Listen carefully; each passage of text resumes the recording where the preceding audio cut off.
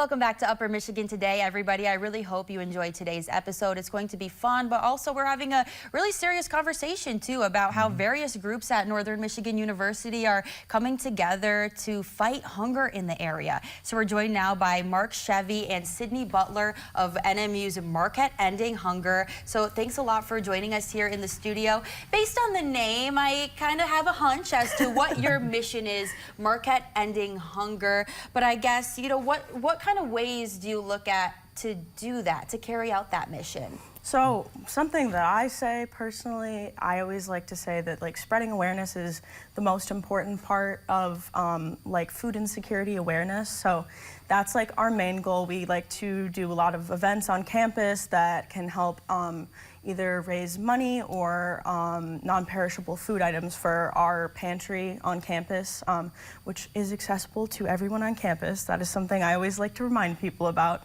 But yeah, so I've been doing this for 2.5 years now, and yeah, it is so much fun.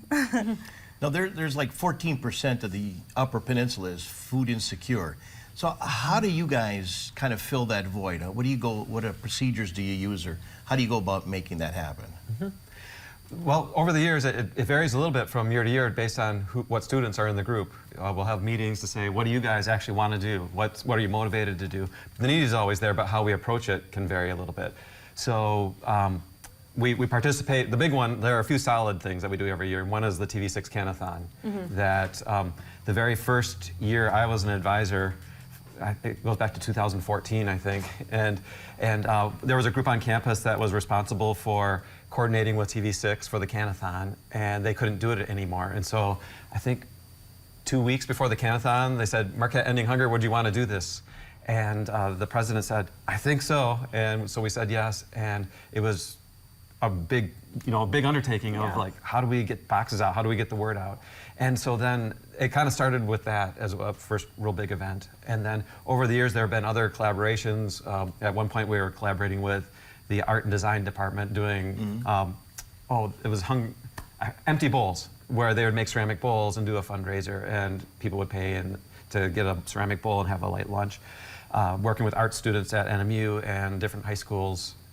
Then there are so those were kind of some of the bigger events. And then the Zumbathon started going a little while later, where, we had the Canathon in November, but we thought, what's one more thing we could do right at the end of the year before everybody goes home? And I work with Rec Sports, and so Rec Sports said, well, we'd like to collaborate and do the Zumbathon.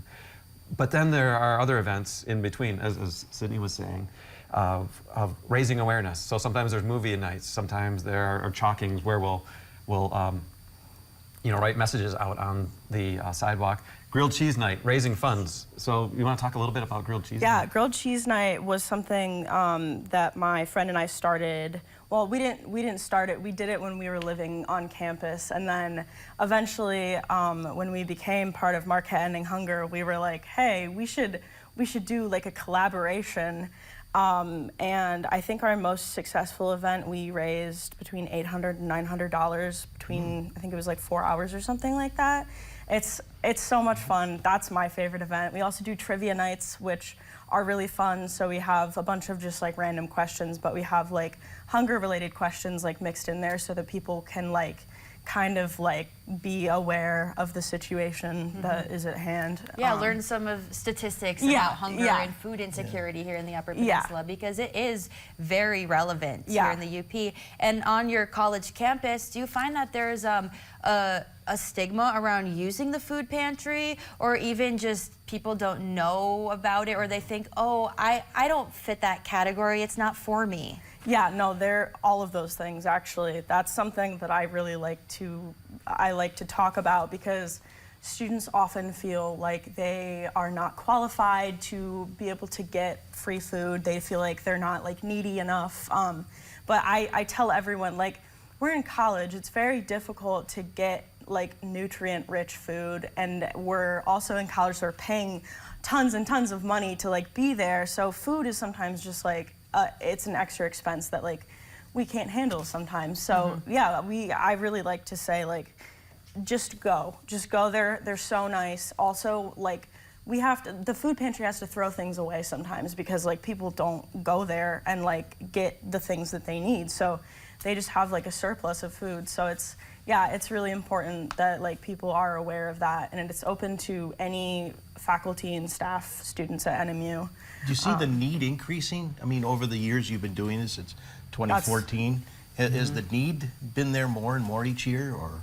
It's hard to say because part of it is also the, do you measure the need or do you measure the amount of food pantry use? So as the word gets out, if it gets used more, is that because of need or just more people becoming aware? Right. And, but I know with COVID, people weren't able to work, and a lot of jobs went away, and so they're trying to figure out how to make ends meet. So things like that, economic factors, make a difference. Certainly, and that's why these fundraisers are so important. As things get more expensive, food is more expensive now than ever. Right. And I know Marquette Ending Hunger does have a couple of events coming up. The Zoomathon, of course, being the big one, and we will have more details of that, throughout the show. And then it also sounds like you have a walk coming up. Yes. Yeah. So it's called the Walk to Fight Hunger. And it's kind of just an awareness event that we're hosting. It is going to be on, is it April 19th? 19th. Yeah, April, April yeah. 19th from 1 to 3 p.m. It's at the pavilion that is between Lee Hall and Cohodes Hall. I can't remember the name of it. It is something long, but yeah, so we're going to start off there. There's going to be some light snacks and stuff like that, and we're going to go for like a walk, and then afterwards we'll return back to the pavilion. We're going to have a few speakers.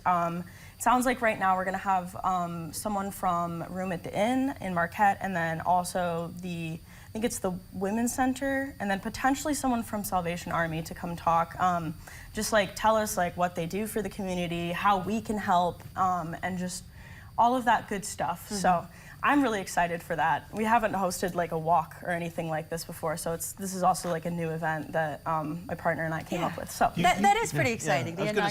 I was going to say, do people come out? I mean, they hear about this and they go like, I want to be a part of it. Do they are enthusiastic to support you and come and help That's along the with hope. events? That's the hope. Yeah. It kind of depends. Any event, you don't know what else is going on at that time, and it can be hard. is it going to be snowy and raining? Right?